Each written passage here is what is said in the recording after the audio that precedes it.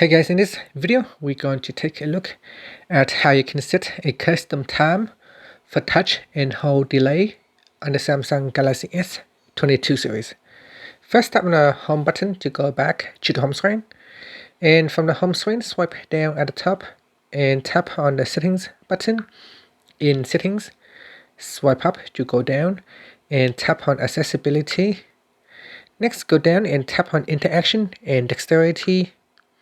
Then we go down and tap on touch and hold delay.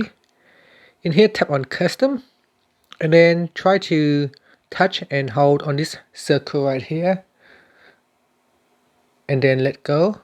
And this is your custom time. So choose how long you want to touch and hold for the delay and then tap on saved.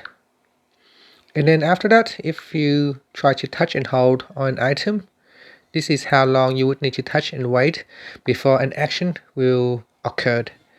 And that is how you can set a custom time for touch and hold delay on the Samsung Galaxy S22 series. Finally, you can tap on the home button to go back to the home screen. Thank you for watching this video. Please subscribe to my channel for more videos.